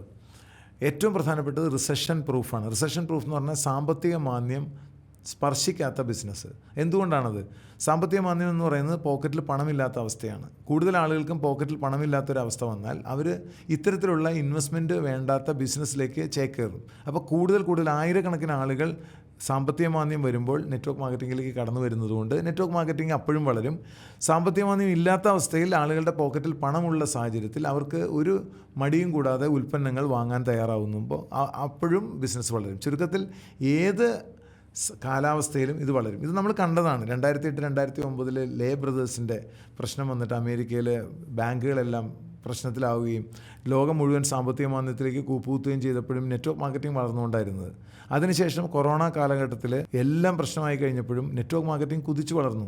അന്ന് വളർന്ന രണ്ട് ഇൻഡസ്ട്രി, ഒന്ന് ഫാർമസ്യൂട്ടിക്കൽ കമ്പനികളും, രണ്ട് നെറ്റ്വർക്ക് മാർക്കറ്റിംഗുമാണ്. അപ്പോൾ കാലത്തോളം കഴിഞ്ഞ 75 വർഷക്കാലത്തെ അല്ലെങ്കിൽ 80 കൊല്ലത്തെ ചരിത്രം പരിശോധിക്കുകയാണെങ്കിൽ ഈ പറയുന്ന റിസഷൻ സൈക്കിളുകളെ മുഴുവൻ, സാമ്പത്തിക മാന്ദ്യങ്ങളെ മുഴുവൻ ഫലപ്രദമായി അതിജീവിച്ച ഒരു ഇൻഡസ്ട്രി മാത്രമേ ഉള്ളൂ. അത് നെറ്റ്വർക്ക് മാർക്കറ്റിംഗ് ആണ് സത്യം. ഇനി ഇതെന്താണ് ഈ നെറ്റ്വർക്ക് മാർക്കറ്റിംഗ്? ഏറ്റവും സരളമായിട്ട് നിങ്ങളോട് പറയുകയാണെങ്കിൽ, നമ്മളൊരു പുസ്തകം വായിച്ചാൽ, നമ്മളൊരു സിനിമ കണ്ടാൽ, നമ്മളൊരു റെസ്റ്റോറൻറ്റിൽ പോയി ഭക്ഷണം കഴിച്ചാൽ നമ്മളത് നമ്മുടെ കൂട്ടുകാരോടും വീട്ടുകാരോടും നമുക്ക് അടുപ്പമുള്ളവരോടും പറയാറുണ്ട്, അല്ലേ? പക്ഷേ അതുകൊണ്ട് നമുക്ക് ആർക്കും വരുമാനം കിട്ടാറില്ല. നമ്മൾ റെക്കമെൻഡ് ചെയ്തുകൊണ്ട് അവർ പോയി അത് കാണും, അത് വായിക്കും, അവർ ആ ഹോട്ടലിൽ പോയി കഴിക്കും. ആ ഹോട്ടലുകാർക്കും സിനിമാ തിയേറ്റർ ഉടമയ്ക്കും അതുപോലെ തന്നെ ആ പുസ്തകത്തിൻ്റെ ഓതർക്കൊക്കെ പണം കിട്ടും. നമ്മൾ റെക്കമെൻഡ് ചെയ്താൽ നമുക്ക് യാതൊന്നും കിട്ടാറില്ല. പക്ഷേ ഇവിടെ എന്താ സംഭവിക്കുന്നത്? റെക്കമെൻഡ് ചെയ്യുമ്പോൾ നമുക്ക് അത് ലഭ്യമാകുന്നു. ചുരുക്കത്തിൽ ഡയറക്റ്റ്ലി ഒരു ഇൻഡയറക്റ്റ്ലി ലോകത്തെ എല്ലാവരും നെറ്റ്വർക്കിംഗ് ചെയ്യുന്നവരാണ്. പൈസ കിട്ടാത്ത നെറ്റ്വർക്കിങ്ങിൽ നിങ്ങൾ ഓൾറെഡി ഉണ്ട്. നിങ്ങൾ എന്തെങ്കിലും കാര്യങ്ങൾ ആരോടെങ്കിലും റെക്കമെൻഡ് ചെയ്യുന്നുണ്ടെങ്കിൽ അതിൻ്റെ അർത്ഥം, റെക്കമെൻഡ് ചെയ്തിട്ടുണ്ടെങ്കിൽ അതിൻ്റെ അർത്ഥം നിങ്ങളെല്ലാവരും നെറ്റ്വർക്ക് മാർക്കറ്റേഴ്സാണ്. പിന്നെ എന്തുകൊണ്ട് നമുക്ക് ഡയറക്റ്റ്ലി ഒരു ഇൻഡയറക്റ്റ്ലി നമ്മളെല്ലാവരും ചെയ്യുന്നൊരു കാര്യമാണ്. പിന്നെ എന്തുകൊണ്ട് ശാസ്ത്രീയമായിട്ട് തന്നെ ചെയ്യേണ്ട രീതിയിൽ ചെയ്തുകൂടാ? ഇതാണ് ക്വസ്റ്റ്യൻ. ഇനി ഇതെങ്ങനെയാണ് വർക്ക് ചെയ്യുന്നത്? How this works? ഇത് വളരെ ഇൻഫോർമേറ്റീവാണ്. പലപ്പോഴും ചാർട്ടേഡ് അക്കൗണ്ടൻസിനോട് ചോദിച്ചിട്ട് പോലും അവർ ആൻസർ തരാത്ത ചില കാര്യങ്ങളാണ് ഇതൊക്കെ. കാരണം നമ്മളാരും ഇത്തരത്തിലുള്ള സ്ഥലങ്ങൾ അധികം എക്സ്പീരിയൻസ് ചെയ്തിട്ടില്ല എന്നുള്ളതാണ്. 2 തരത്തിലുള്ള വരുമാനം ഓഫർ ചെയ്യുകയാണെന്നിരിക്കട്ടെ. ഞാൻ നിങ്ങൾക്ക് 2 തരത്തിലുള്ള വരുമാനം ഓഫർ ചെയ്യണം. ഒന്ന്, നിങ്ങൾക്ക് എല്ലാ ദിവസവും 10,000 രൂപ വെച്ച് വേണം. അതല്ല, എല്ലാ 1-ാം തീയതി 1 രൂപ, 2-ാം തീയതി 2 രൂപ, 3-ാം തീയതി 4 രൂപ, 4-ാം തീയതി 8 രൂപ, ഇങ്ങനെ തന്നാൽ മതിയോ? ഒറ്റ നോട്ടത്തിൽ നിങ്ങൾ ഉടനെ തന്നെ പറയും വേണ്ട, 10,000 എല്ലാ ദിവസവും തന്നാൽ മതി. കാരണം കാൽക്കുലേറ്റ് ചെയ്യുമ്പോൾ 30 ദിവസം കൊണ്ട് മൾട്ടിപ്ലൈ ചെയ്താൽ 10,000 30 കൊണ്ട് ഗുണിച്ചാൽ 3 ലക്ഷം രൂപ കിട്ടും, അല്ലേ? മറ്റത് എന്ത് വരും നമുക്കറിയില്ല. മാത്രമല്ല 10 ദിവസത്തെ കാൽക്കുലേറ്റ് ചെയ്ത് കൂട്ടി നോക്കിയാൽ ഈ 10 ദിവസം കൊണ്ട് ഈ പ്ലാൻ എ പ്രകാരം നമുക്ക് 1 ലക്ഷം കിട്ടിക്കഴിഞ്ഞു. അതേസമയം പ്ലാൻ ബി വഴി നമുക്ക് കിട്ടിയത് വെറും 1,023 രൂപയാണ്. സോ പലപ്പോഴും ഈ പ്ലാൻ ബിയിൽ വർക്ക് ചെയ്യാൻ തുടങ്ങിയവർ പോലും നിരാശരായിട്ട് പ്ലാൻ എയിലേക്ക് മാറാൻ സാധ്യതയുണ്ട്. ശരിയല്ലേ? പക്ഷേ മനസ്സിലാകാത്തൊരു കാര്യം, കൺസിസ്റ്റൻ്റായിട്ട് നിന്നാൽ 15-ാം ദിവസം തന്നെ 10,000 ഓവർടേക്ക് ചെയ്യും, 16,000 ചില്ലാൻ രൂപയിലേക്ക് വരും. പിന്നെ തിരിഞ്ഞു നോക്കേണ്ടി വരുന്നില്ല. 30-ാം ദിവസം മാത്രം 53,68,70,912 രൂപയാണ് വരിക. പ്ലാൻ ബി ആണ് ഓപ്റ്റ് ചെയ്തിരുന്നെങ്കിൽ. ടോട്ടൽ നേടാമായിരുന്നത് 107,37,41,823 30 ദിവസം കൊണ്ട്. ചുരുക്കത്തിൽ 1, 2, 4, 8 എന്ന് പറയുന്ന ഒരു ചെറിയ സാധനം വെറും 30 ദിവസം കൊണ്ട് നമുക്ക് ചിന്തിക്കുന്നതിനപ്പുറത്തേക്കുള്ള ഔട്ട്പുട്ട് തരുന്നതിൻ്റെ കാരണം ഇത് ജിയോമെട്രിക് പ്രോഗ്രഷനിലാണ് പോകുന്നത്. നമ്മൾ ജീവിതത്തിൽ പഠിച്ചിരിക്കുന്ന മുഴുവൻ ലീനിയർ ഇക്വേഷനാണ്. നമ്മൾ സമയം കൊടുക്കുന്നു, പണം വാങ്ങുന്നു. അല്ലാതെ നമ്മൾ ഒരിക്കലും ഇത്തരം ജിയോമെട്രിക് പ്രോഗ്രഷനിൽ വർക്ക് ചെയ്തിട്ടില്ല, അത് നമുക്ക് അനുഭവത്തിൽ വന്നിട്ടില്ല. അപ്പോൾ ഇതിനെ ചെറുതായി കാണരുതെന്നാണ് ഞാനീ പറഞ്ഞതിൻ്റെ അർത്ഥം. ഇനി പണം എന്ന് പറയുന്ന സബ്ജക്റ്റ് ഒന്ന് മാറ്റിവെക്കാം കുറച്ച് നേരത്തേക്ക്. എന്നിട്ട് ഇപ്പം എന്നെ കേട്ടുകൊണ്ടിരിക്കുന്ന നിങ്ങൾ ഓൾറെഡി എന്തെങ്കിലും ചെയ്തുകൊണ്ടിരിക്കുകയായിരിക്കുമല്ലോ. ഒന്നുമല്ല ജോലിയിലായിരിക്കും, അല്ലെങ്കിൽ ഒരു പ്രൊഫഷനിലായിരിക്കും, അല്ലെങ്കിൽ എന്തെങ്കിലും ഒരു സെൽഫ് എംപ്ലോയ്മെൻറ്റ്, അല്ലെങ്കിൽ നിങ്ങൾ എന്തെങ്കിലും ഒരു ബിസിനസ്. ഈ 4 കാര്യങ്ങളിലായിരിക്കുമല്ലോ നിങ്ങൾ ഏർപ്പെട്ടുണ്ടാവുക. നമുക്ക് കുറച്ച് നേരത്തേക്ക് വളരെ രസകരമായിട്ടൊരു കാര്യം ചെയ്യാം. നിങ്ങളുടെ ഇപ്പോഴത്തെ നിലവിലുള്ള സാഹചര്യം, ജോലിയാവാം, ബിസിനസ്സാവാം, സ്വയം തൊഴിലാവാം, പ്രൊഫഷനാവാം, അതിൽ നിങ്ങൾക്ക് ഒഴിവാക്കാൻ ആഗ്രഹമുള്ള കാര്യങ്ങൾ. കാരണം ഞാനൊരു പെർഫെക്റ്റ് കണ്ടീഷനായിരുന്നുവെങ്കിൽ നിങ്ങൾ എങ്ങനെ ആകാൻ ആഗ്രഹിക്കും എന്ന് ഞാൻ ചോദിക്കുകയാണ്. നിങ്ങളുടെ ഇപ്പോഴത്തെ ഒരു ജോലി പെർഫെക്റ്റ് ജോലി, അല്ലെങ്കിൽ perfect profession, perfect business, perfect career ആവണമെങ്കിൽ നിങ്ങൾ എന്തൊക്കെ ഒഴിവാക്കാൻ ആഗ്രഹിക്കും, എന്തൊക്കെ കൂട്ടിച്ചേർക്കാൻ ആഗ്രഹിക്കും? ഇങ്ങനൊരു ലിസ്റ്റ് ഇടാൻ പറഞ്ഞാൽ ആ ലിസ്റ്റ് നിങ്ങൾ എഴുതിയാൽ അത് നിങ്ങളെ സംബന്ധിച്ചിടത്തോളം ഒരു പെർഫെക്റ്റ് കരിയറിൻ്റെ ലിസ്റ്റായിരിക്കും. ശരിയാണോ അല്ലയോ? ആയിരിക്കും. അപ്പോൾ ഒരു ഡ്രീം ജോബ്, അല്ലെങ്കിൽ ഡ്രീം ബിസിനസ്, അല്ലെങ്കിൽ ഡ്രീം കരിയർ, അതെങ്ങനെ ഇരിക്കുമെന്ന് നിങ്ങളോട് ചോദിച്ചാൽ നിങ്ങൾ എഴുതാൻ പോകുന്ന മിക്കവാറും ഞാനീ പറയാൻ പോകുന്ന കാര്യങ്ങളായിരിക്കും. കാരണം ഇത്രയും കാലത്തെ എൻ്റെ പരിചയത്തിൽ ഞാൻ ഈ ആളുകളോട് ചോദിച്ചതിൻ്റെ ഫലമായിട്ട് എനിക്ക് കിട്ടിയ റെസ്പോൺസുകൾ ക്രോഡീകരിച്ചത് എങ്ങനെയാണ്? 99.9% ആളുകളും പെർഫെക്റ്റ് കരിയർ അല്ലെങ്കിൽ പെർഫെക്റ്റ് ജോലി അല്ലെങ്കിൽ പെർഫെക്റ്റ് ബിസിനസ് എന്ന് പറഞ്ഞ് തരാറുള്ളത് ഇതാണ്. ഒഴിവാക്കാൻ ആഗ്രഹിക്കുന്ന ആദ്യം പറയാം. ബോസ് ഇല്ലാത്ത അവസ്ഥ, രാവിലെയും വൈകുന്നേരം യാത്ര ചെയ്യാൻ അതിൻ്റെ ആവശ്യമില്ലാത്ത അവസ്ഥ, രാവിലെ തന്നെ ഈ അലാറം ക്ലോക്ക് അടിച്ച് രാവിലെ തന്നെ എണീക്കേണ്ട ഒരു അവസ്ഥ ഇല്ലാത്ത ഒരവസ്ഥ ഉണ്ടെങ്കിൽ നല്ലതായിരുന്നു. ഈ എംപ്ലോയീസിൻ്റെ തലവേദന ഇല്ലായിരുന്നെങ്കിൽ നന്നായിരുന്നു. ഈ ജോലി സ്ഥലത്തെ പൊളിറ്റിക്സ് ഇല്ലായിരുന്നെങ്കിൽ നന്നായിരുന്നു. പലപ്പോഴും കോംപ്രമൈസ് ചെയ്യേണ്ടി വരുന്ന രീതിയിൽ ജോലി അത് അവോയ്ഡ് ചെയ്യാൻ പറ്റിയിരുന്നെങ്കിൽ നന്നായിരുന്നു. ഡിസ്ക്രിമിനേഷൻ, വേർതിരിവും വിവേചനമുള്ള സ്ഥലത്ത് അത് ഒഴിവാക്കിയാൽ നന്നായിരുന്നു. അതുപോലെ തന്നെ പ്രാപ്തി അനുസരിച്ച് കിട്ടുന്നതാണ് നമുക്ക് നല്ലത്. അല്ലാതെ ഈ ക്വാളിഫിക്കേഷൻ നോക്കി, യോഗ്യത നോക്കി കാര്യങ്ങൾ പ്രൊമോഷൻ കിട്ടുന്നതൊന്നും അവോയ്ഡ് ചെയ്താൽ നന്നായിരുന്നു. അങ്ങനെ അവോയ്ഡ് ചെയ്യാൻ ആഗ്രഹമുള്ള ഒരു കാര്യങ്ങളുടെ ലിസ്റ്റ് ഇങ്ങനെയാണ് പോകുന്നത്. കൂട്ടിച്ചേർക്കാനായിട്ടുള്ള ലിസ്റ്റോ എന്തെങ്കിലും വളരെ പോസിറ്റീവും മീനിങ് ഫുള്ളായിട്ട് കാര്യങ്ങൾ ചെയ്താൽ കൊള്ളാമെന്ന് ആഗ്രഹമുണ്ട്. ഒരു വലിയ ഉൽപ്പന്നം, ഒരു മഹത്തായ ഉൽപ്പന്നത്തിൻ്റെയോ സേവനത്തിൻ്റെയോ ചുറ്റും വർക്ക് ചെയ്താൽ കൊള്ളാമെന്ന് ആഗ്രഹമുണ്ട്. അൺലിമിറ്റഡ് ആയിട്ടുള്ളൊരു ഇൻകം കിട്ടാനുള്ളൊരു അവസരമായിട്ട് അങ്ങനെയുള്ളൊരു അവസരങ്ങളിൽ വർക്ക് ചെയ്താൽ കൊള്ളാമെന്ന് ആഗ്രഹമുണ്ട്. ഒരു തവണ ചെയ്യുന്നതിന് പലതവണ വരുമാനം കിട്ടുന്ന റെസിജ്വൽ ഇൻകം കിട്ടിയാൽ കൊള്ളാമെന്ന് ആഗ്രഹമുണ്ട്. എനിക്കിഷ്ടമുള്ള ആളുകളുടെ ഒപ്പം വർക്ക് ചെയ്യാൻ പറ്റിയാൽ കൊള്ളാമെന്ന് ആഗ്രഹമുണ്ട്. എനിക്ക് ടൈം ഫ്രീഡം, എനിക്കിഷ്ടമുള്ള സമയത്ത് എന്തും ചെയ്യാനുള്ള ഒരു സ്വാതന്ത്ര്യം കിട്ടുകയാണെങ്കിൽ നന്നായിരുന്നു. എനിക്ക് വ്യക്തിത്വ വികസനം കിട്ടുകയാണെങ്കിൽ നന്നായിരുന്നു. എനിക്ക് പെർക്സും കൂടി കിട്ടണം. എനിക്ക് ശമ്പളം മാത്രം പോരാ, എനിക്ക് വിദേശ യാത്രകൾ കിട്ടണം. എനിക്കൊരു വണ്ടി ഉണ്ടെങ്കിൽ വണ്ടിയുടെ അലവൻസ് കിട്ടണം. അങ്ങനെ എന്തൊക്കെ പെർക്സ് ഉണ്ടോ അതൊക്കെ എനിക്ക് കിട്ടണമെന്ന് ആഗ്രഹമുണ്ട്. എൻ്റെ ബിസിനസ്സോ ജോലിയോ ഒക്കെ ഇൻ്റർനാഷണലി വികസിപ്പിച്ചാൽ കൊള്ളാമെന്ന് എനിക്ക് ആഗ്രഹമുണ്ട്. എന്തെങ്കിലും ഒരു വർത്തി കോസിലേക്ക് കോൺട്രിബ്യൂട്ട് ചെയ്യുന്ന രീതിയിൽ എനിക്ക് എന്തെങ്കിലും ചെയ്താൽ കൊള്ളാമെന്ന് ആഗ്രഹമുണ്ട്. റിസ്ക് കുറയ്ക്കാൻ ആഗ്രഹമുണ്ട്. വളരെ ചെറിയ സ്റ്റാർട്ടപ്പ് കോസ്റ്റിൽ എനിക്ക് എന്തെങ്കിലും തുടങ്ങിയാൽ കൊള്ളാമെന്നുണ്ട്. സാമ്പത്തിക മാന്ദ്യം ഒട്ടും നമ്മളെ ബാധിക്കരുതെന്ന് എനിക്ക് ആഗ്രഹമുണ്ട്. ടാക്സ് ബെനിഫിറ്റ്സ്, ഇത്രയും ടാക്സ് കൊടുക്കാതെ എനിക്ക് എന്തെങ്കിലും ടാക്സ് ബെനിഫിറ്റ്സ് കിട്ടണമെന്ന് ആഗ്രഹമുണ്ട്. സർവോപരി ഞാൻ ചെയ്യുമ്പോൾ എനിക്ക് വളരെ ഫണ്ണായിട്ട് എനിക്ക് കാര്യങ്ങൾ ചെയ്യണമെന്ന് ആഗ്രഹമുണ്ട്. ഇതൊക്കെയാണ് കൂട്ടിച്ചേർക്കാൻ ആഗ്രഹിക്കുന്ന കാര്യങ്ങൾ. ഇതെല്ലാം ഒരു സ്ഥലത്തിന് തരാൻ സാധിക്കുമെങ്കിൽ, ഇതെല്ലാം നിങ്ങൾക്ക് ഏതെങ്കിലും ഒരു മേഖലയ്ക്ക് തരാൻ സാധിക്കുമെങ്കിൽ അറ്റ്ലീസ്റ്റ് ആ മേഖലയെ ഇന്ന് നിങ്ങൾ ചെയ്തു പോരുന്ന ഒരു പ്രവൃത്തിയേക്കാൾ ഒരു പടിയെങ്കിലും മുകളിലല്ലേ കാണേണ്ടത് എന്നുള്ളതാണ് എൻ്റെ ചോദ്യം. നിങ്ങൾക്ക് വിയോജിക്കാം, നിങ്ങൾക്ക് യോജിക്കാം. ഇതെല്ലാം ഒരു മേഖല ഒരുക്കി തരുന്നുണ്ടെങ്കിൽ ഞാനതിനെ വിളിക്കുക ഒരു പെർഫെക്റ്റ് കരിയർ അല്ലെങ്കിൽ പെർഫെക്റ്റ് ബിസിനസ് തന്നെയാണ്, അല്ലേ? അപ്പോൾ ചുരുക്കത്തിൽ ഇത് വെറും ഒരു പണമുണ്ടാക്കുന്ന ഏർപ്പാട് മാത്രം അല്ല, മറിച്ച് ഇതൊരു പെർഫെക്റ്റ് കരിയർ അല്ലെങ്കിൽ പെർഫെക്റ്റ് ബിസിനസ് എന്നുള്ള രീതിയിൽ തന്നെ ഇതിനെ സമീപിക്കാവുന്നതാണ് എന്നുള്ളതാണ്. അപ്പോൾ കാര്യങ്ങൾ മാറണമെങ്കിൽ നമ്മൾ മാറണം. വളരെ സ്മാർട്ടായിട്ട് നമ്മൾ ചിന്തിക്കാൻ നമ്മൾ തയ്യാറാവണം. ഇന്നത്തെ ഇൻഫർമേഷൻ ഏജിൽ ഒരു മൊബൈൽ ഫോണിൽ നെറ്റ് കണക്ഷൻ ഉണ്ടെങ്കിൽ പോലും ഒരാൾ സാറ്റലൈറ്റിനെ പോലെ പവർഫുള്ളാണ്. അപ്പോൾ ഈ ലീനിയർ ഇക്വേഷനിൽ നിന്ന് ജോമെട്രിക് ഇക്വേഷൻ പോകുന്ന സ്ഥലത്തേക്ക് മാറി നിന്നാൽ ആ സ്പീഡിൽ നമ്മുടെ ജീവിതം മാറി മറിയും. നമ്മളൊരു ചെറിയ വണ്ടി എടുത്ത് ഇങ്ങനെ പോയിക്കൊണ്ടിരിക്കുന്നു, സൈക്കിൾ വെട്ടിക്കൊണ്ടിരിക്കുന്നു, കാരണന്മാരെ മേടിച്ചെന്ന സൈക്കിളാണ് എന്ന് കരുതി അതിനോടൊരു അടുപ്പമുണ്ട്, നമ്മൾ ചവിട്ടി കിതച്ചുകൊണ്ടിരിക്കുന്നു. വേറൊരു വളരെ വളരെ ഫാസ്റ്റായിട്ടൊരു കാറ് വന്ന് നിന്നിട്ട് വരുന്നുണ്ടോ എന്ന് ചോദിക്കുകയാണ്. അതേ ഡയറക്ഷനിലാണ് പോകുന്നത്. ആ കാറിൽ കയറുന്ന കാറിൻ്റെ എഞ്ചിൻ്റെ സ്പീഡിലാണ് പോകുന്നത്, അല്ലേ?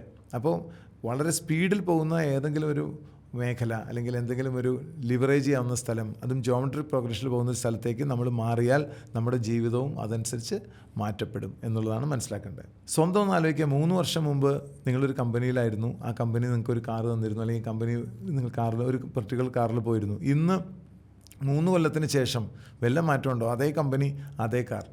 ഇനി നമ്മളിന്ന് ഒന്നും ചെയ്തില്ലെങ്കിൽ, നമ്മൾ ചെയ്യാൻ ഉദ്ദേശിക്കുന്നെങ്കിൽ 3 കൊല്ലം കഴിഞ്ഞാൽ ഇതേ കമ്പനിയും പക്ഷേ ഒരു ബെൻസും വരുമോ? അത് സാധിക്കില്ല, അല്ലേ? അത് വിഡ്ഢിത്തമാണ്. അങ്ങനെ ചിന്തിക്കുന്നത് തന്നെ അസംബന്ധം എന്ന് വേണമെങ്കിൽ പറയാം, ഇൻസാനിറ്റി എന്ന് വേണമെങ്കിൽ നമുക്ക് പറയാം, അല്ലേ? അപ്പോൾ എന്ത് വേണം? നമുക്ക് മാറ്റം വരണമെങ്കിൽ നമ്മൾ മാറിയേ പറ്റൂ. ഇനി എത്ര കാലം നമുക്കുണ്ട് സമയം? ഇന്നൊരു 25 വയസ്സുകാരന് ഒരു 70 വയസ്സ് വരെയുള്ള സമയം എത്രയുണ്ടെന്ന് നോക്കിയാൽ വെറും 16,425 ദിവസമേ ഉള്ളൂ എന്ന് മനസ്സിലാവും. ഇന്ന് നിങ്ങൾ എന്നെ കേട്ടുകൊണ്ടിരിക്കുന്ന നിങ്ങൾക്ക് 50 വയസ്സുണ്ടെങ്കിൽ നിങ്ങൾക്ക് ഇനി 7,300 ദിവസം കഴിഞ്ഞാൽ 70 വയസ്സായി. ഇന്ന് നിങ്ങൾക്ക് 60 വയസ്സുണ്ടെങ്കിൽ വെറും 3,650 ദിവസം കഴിഞ്ഞാലായി 70 ദിവസമായി. അപ്പോൾ വളരെ കുറച്ച് ദിവസമുള്ള ഒരു ലിമിറ്റഡ് ഓവർ മാച്ചാണ് നമ്മളിവിടെ കളിക്കുന്നത് ഈ ലോകത്ത്.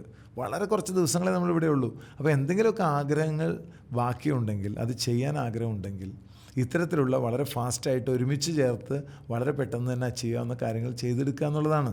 മറ്റുള്ള ആളുകൾ എന്തെങ്കിലും പറയുന്നു എന്ന് കേട്ട് നമ്മളത് വേണ്ടാന്ന് വെക്കുകയാണെങ്കിൽ ആക്ച്വലി നമ്മുടെ ജീവിതം മറ്റുള്ളവർക്ക് അമ്മാനവാടം കൊടുത്തതിന് തുല്യമാണ്. അപ്പോൾ സ്വപ്ന തുല്യമായിട്ടുള്ള ഒരു ജീവിതം നയിക്കാൻ നിങ്ങൾ നിങ്ങളുടെ സ്വന്തമായിട്ടൊരു ജീവിതം ഉണ്ടാവണമെന്ന് ആഗ്രഹമുണ്ടെങ്കിൽ അത് ഏറ്റവും നല്ലത് സ്വന്തമായിട്ടൊന്ന് ക്രിയേറ്റ് ചെയ്യുന്നതാണ്.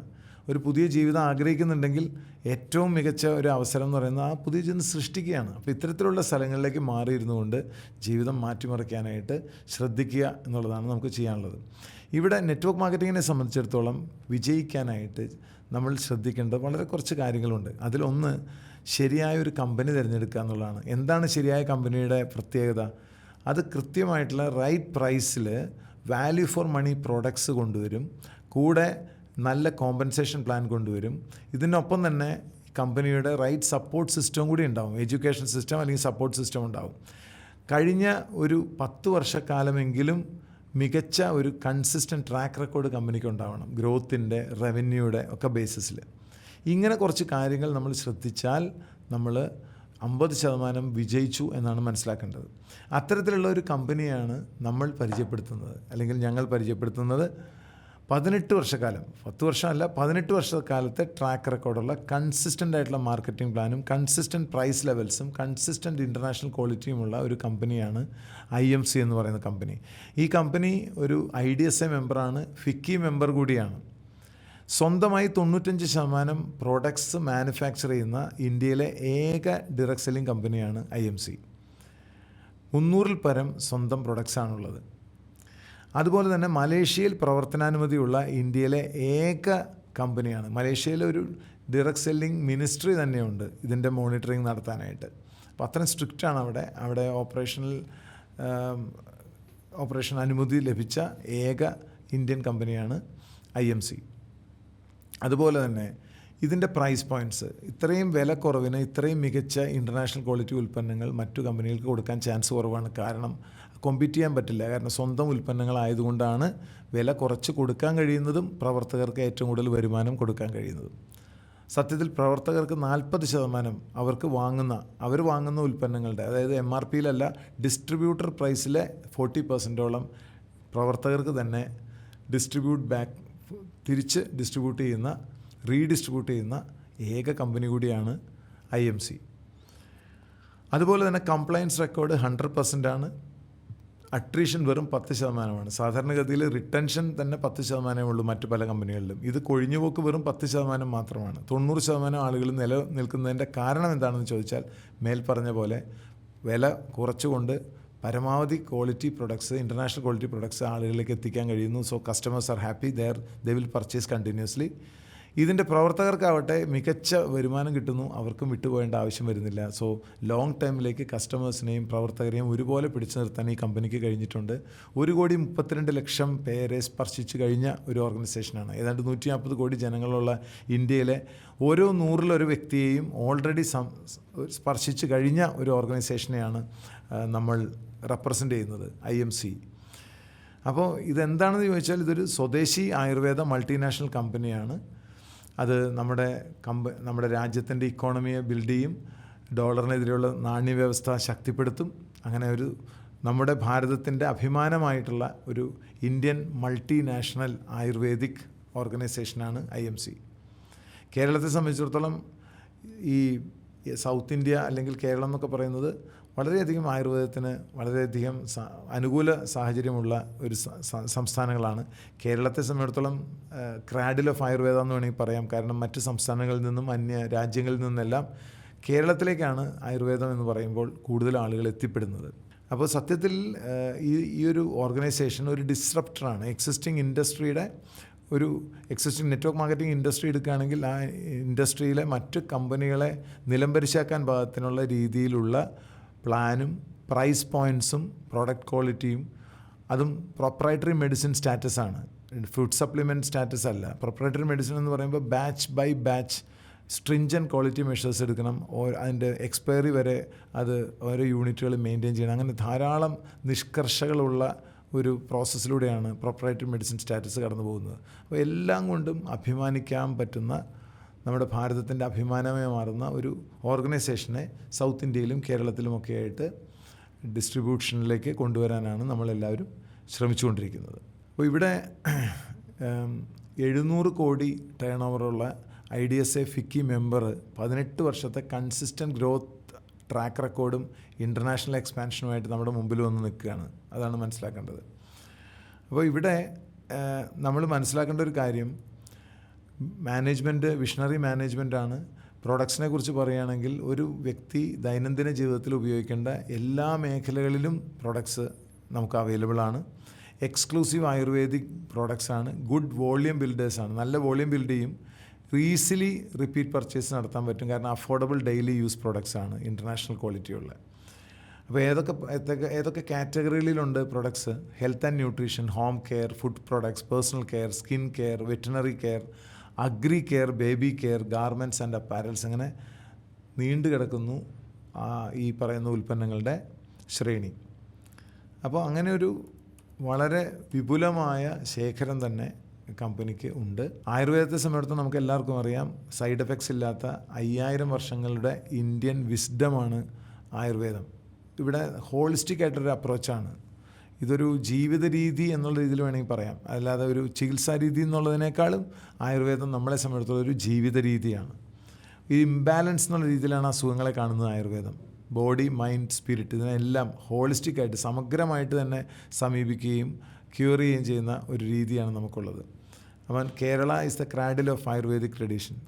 അപ്പം അങ്ങനെ ഒരു സംഗതിയാണുള്ളത്. കോമ്പൻസേഷൻ പ്ലാനെ കുറിച്ച് ഞാൻ ഓൾറെഡി പറഞ്ഞു. ഈ അടുത്ത കാലത്ത് 2025 ഏപ്രിൽ 1 മുതൽ ഈ കോമ്പൻസേഷൻ പ്ലാനിനെ ഒന്നുകൂടി മെച്ചപ്പെടുത്തിക്കൊണ്ട്, കഴിഞ്ഞ കാലങ്ങളിലുണ്ടായിരുന്ന കോമ്പൻസേഷൻ പ്ലാനെ അതേപടി നിലനിർത്തിക്കൊണ്ട് തന്നെ ഒരു പുതിയ ഇൻകം കൂടി ഇൻട്രൊഡ്യൂസ് ചെയ്തുകൊണ്ട് എല്ലാ 10 ദിവസം കൂടുമ്പോഴും കൈ നിറയെ പണം കിട്ടുന്ന ഒരു കോമ്പൻസേഷൻ പ്ലാനാണ് ഇപ്പോൾ ഉള്ളത്. ലോകത്ത് തന്നെ ഏറ്റവും മികച്ച പ്ലാൻ എന്ന് വിശേഷിപ്പിക്കപ്പെടാവുന്ന ഈ പ്ലാൻ വഴി എല്ലാ കാറ്റഗറി ആളുകളും, സ്റ്റേക്ക് ഹോൾഡേഴ്സിനെ എല്ലാവരെയും സംതൃപ്തിപ്പെടുത്താൻ പറ്റും. റീറ്റെയിലേഴ്സിനെ, ന്യൂ കമേഴ്സിനെ, മിഡിൽ ലീഡേഴ്സിനെ, ടോപ്പ് ലീഡേഴ്സിനെ എല്ലാവരെയും ഈ ഒരു പ്ലാൻ സാറ്റിസ്ഫൈ ചെയ്യുന്നുള്ള കാര്യത്തിൽ യാതൊരു സംശയവും വേണ്ട. അപ്പോൾ കൂടുതൽ പണം വളരെ ക്വിക്കായിട്ട് കിട്ടുന്നു, അതും വളരെ എളുപ്പത്തിൽ കിട്ടുന്ന ഒരു സാഹചര്യമാണ് ഈ ഒരു ഓർഗനൈസേഷൻ്റേതായിട്ടുള്ളത്.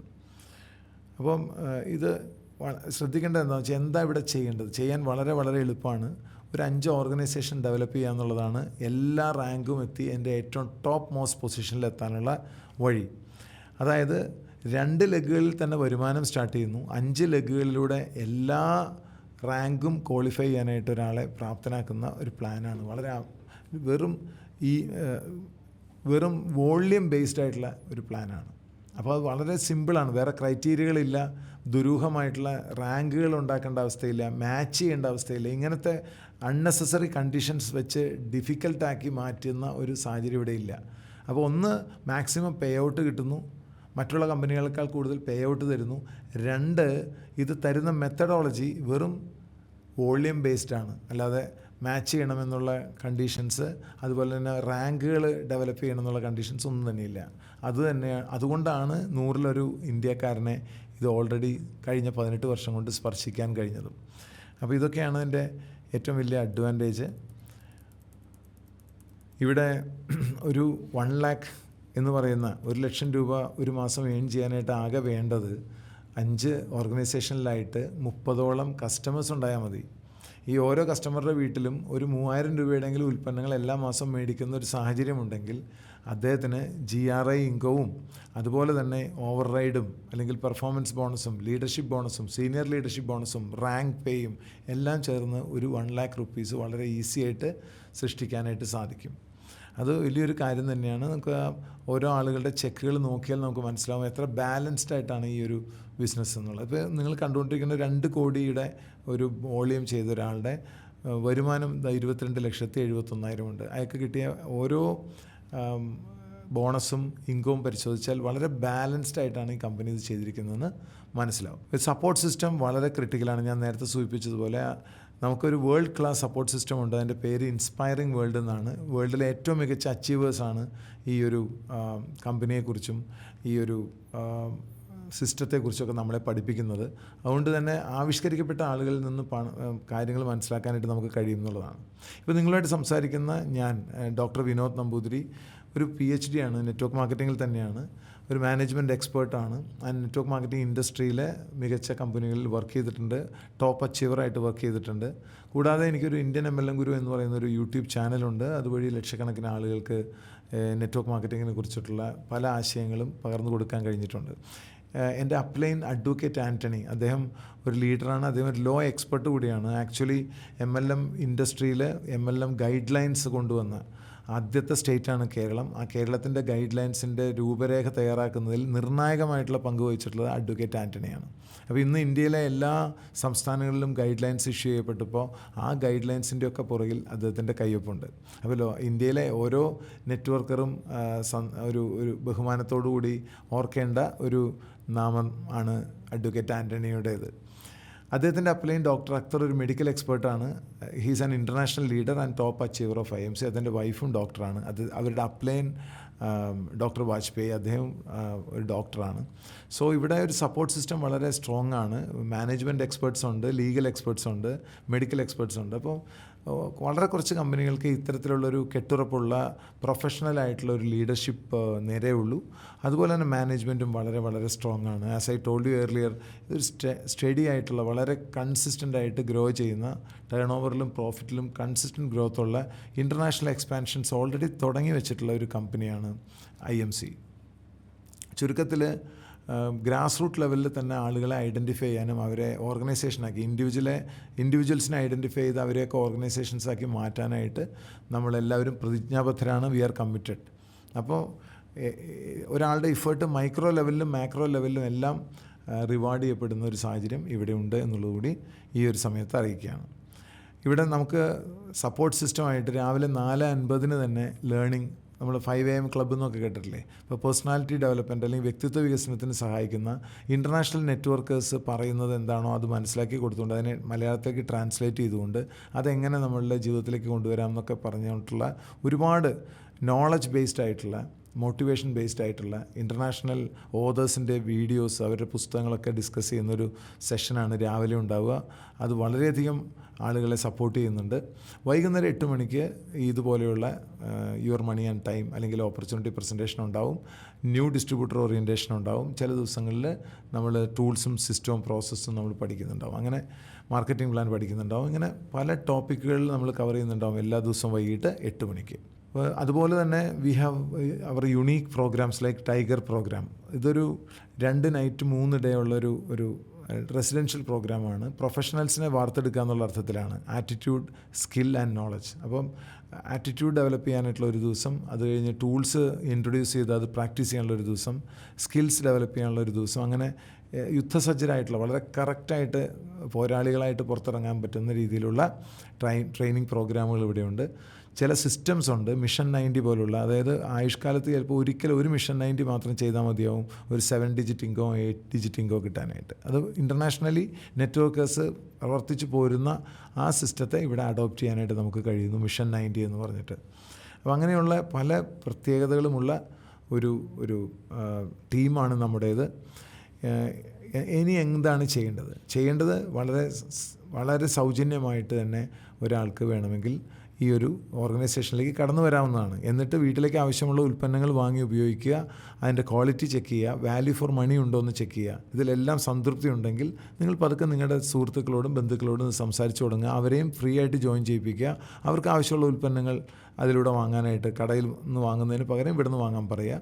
അവർ വാങ്ങി ഉപയോഗിച്ചിട്ട് അതിൻ്റെ വാല്യൂ ഫോർ മണി മനസ്സിലാക്കുകയും ക്വാളിറ്റി മനസ്സിലാക്കുകയും ചെയ്താൽ ഫർദറായിട്ട് ആൾക്കാരോട് പറയാം. അപ്പോൾ ഇത് 5 പേരെ കൊണ്ടുവരിക, 5 പേർക്ക് 5 പേരെ റിക്രൂട്ട് ചെയ്യാനായിട്ട് ഹെൽപ്പ് ചെയ്യുക, അതാണ് അതിൻ്റെ കാര്യം. ഇനി 5 തന്നെ വേണമെന്നില്ല. ഞാൻ നേരത്തെ പറഞ്ഞ പോലെ വെറും 2 ലെഗിലൂടെ പോലും വരുമാനം നന്നായി സ്റ്റാർട്ട് ചെയ്യും. 5 ലെഗിലെത്തിയാൽ 5 ലെഗ് കൊണ്ട് എല്ലാ റാങ്കും അച്ചീവ് ചെയ്യാൻ സാധിക്കും. എത്ര വേണമെങ്കിലും ഏൺ ചെയ്യാൻ സാധിക്കും. നിങ്ങൾക്ക് എത്ര വേണമെങ്കിലും വൈഡ് ഇടാം, എത്ര ലെഗുകൾ വേണമെങ്കിലും അൺലിമിറ്റഡ് ആയിട്ട് നിങ്ങൾക്ക് ഏണിങ്സ് കൊണ്ടുവരാനും പറ്റും. അപ്പോൾ 2 ലെഗിലൂടെ പണം ലഭ്യമാകും, 5 ലെഗിലൂടെ എല്ലാ റാങ്കുകളും അച്ചീവ് ചെയ്യാൻ പറ്റും. ഫർദറായിട്ട് കൂടുതൽ വരുമാനം വേണമെങ്കിൽ എത്ര ലെഗുകൾ വേണമെങ്കിൽ സ്റ്റാർട്ട് ചെയ്യാം. അപ്പോൾ അങ്ങനെയാണ് ഇതിൻ്റെ ഒരു സംഗതി. അപ്പോൾ മറ്റുള്ള കോംപ്ലിക്കേറ്റഡ് ആയിട്ടുള്ള ഇൻഡസ്ട്രിയിലെ പ്ലാനുകൾ പോലെയല്ല ഇവിടെ. ഒട്ടും ഡിഫിക്കൽട്ടായിട്ടുള്ള കണ്ടീഷൻസ് ഇല്ല.